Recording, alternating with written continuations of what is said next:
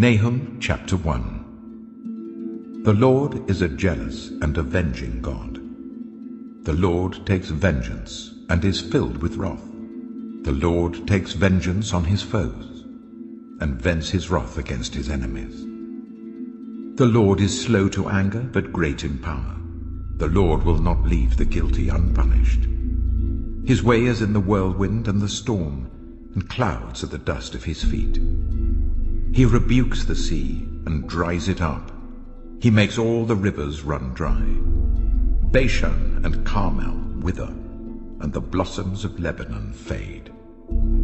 The mountains quake before him, and the hills melt away.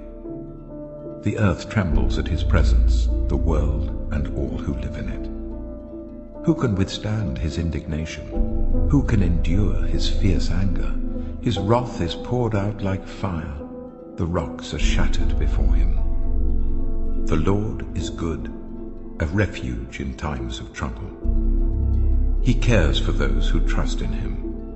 But with an overwhelming flood, he will make an end of Nineveh. He will pursue his foes into the realm of darkness. Whatever they plot against the Lord, he will bring to an end. Trouble will not come a second time. They will be entangled among thorns and drunk from their wine. They will be consumed like dry stubble. From you, Nineveh, has one come forth who plots evil against the Lord and devises wicked plans. This is what the Lord says.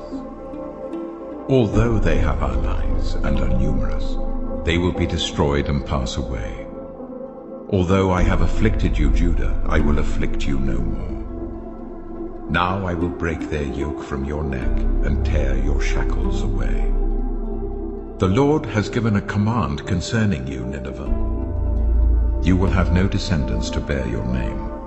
I will destroy the images and idols that are in the temple of your gods. I will prepare your grave, for you are vile.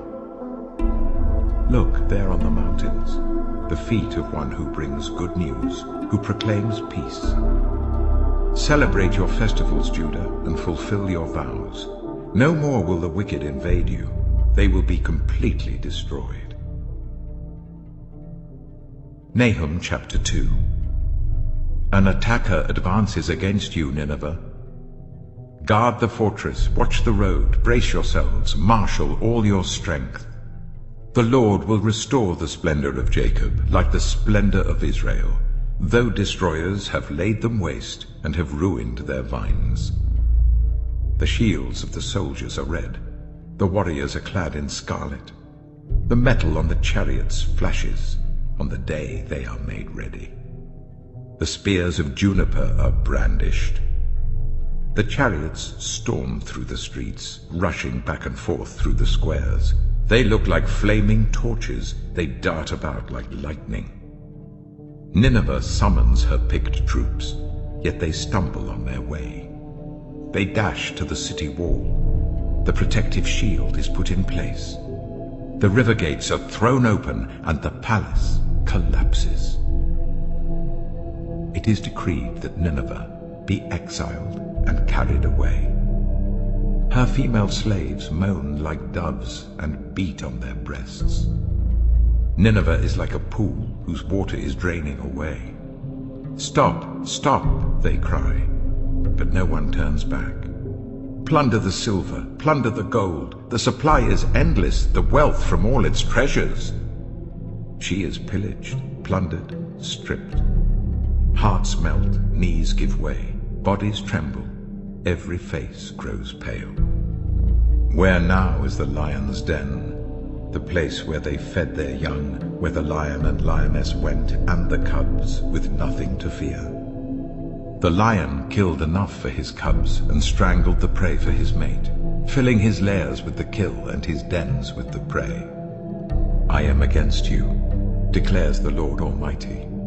I will burn up your chariots in smoke, and the sword will devour your young lions. I will leave you no prey on the earth. The voices of your messengers will no longer be heard.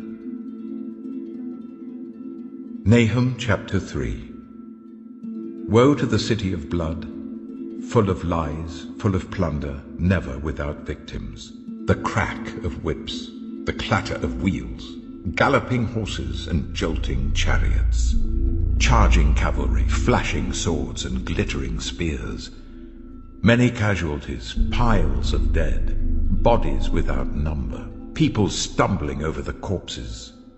All because of the wanton lust of a prostitute, alluring, the mistress of sorceries, who enslaved nations by her prostitution and peoples by her witchcraft.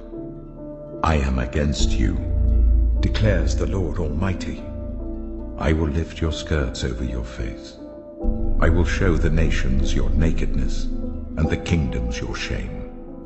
I will pelt you with filth. I will treat you with contempt and make you a spectacle. All who see you will flee from you and say, Nineveh is in ruins. Who will mourn for her? Where can I find anyone to comfort you? Are you better than Thebes, situated on the Nile with water around her? The river was her defense, the waters her wall. Cush and Egypt were her boundless strength. Put and Libya were among her allies. Yet she was taken captive and went into exile. Her infants were dashed to pieces at every street corner. Lots were cast for her nobles, and all her great men were put in chains. You too will become drunk. You will go into hiding and seek refuge from the enemy. All your fortresses are like fig trees with their first ripe fruit. When they are shaken, the figs fall into the mouth of the eater. Look at your troops. They are all weaklings. The gates of your land are wide open to your enemies. Fire has consumed the bars of your gates. Draw water for the siege. Strengthen your defenses. Work the clay. Tread the mortar. Repair the brickwork. There the fire will consume you. The sword will cut you down, and it will devour you like a swarm of locusts. Multiply like grasshoppers. Multiply like locusts. You have increased the number of your merchants, till they are more numerous than the stars in the sky. But like locusts, they strip the land and then fly away. Your guards are like locusts, your officials like swarms of locusts that settle in the walls on a cold day. But when the sun appears, they fly away, and no one knows where. King of Assyria, your shepherds slumber, your nobles lie down to rest. Your people are scattered on the mountains, with no one to gather them. Nothing can heal you. Your wound is fatal. All who hear the news about you clap their hands at your fall. For who has not felt your endless cruelty?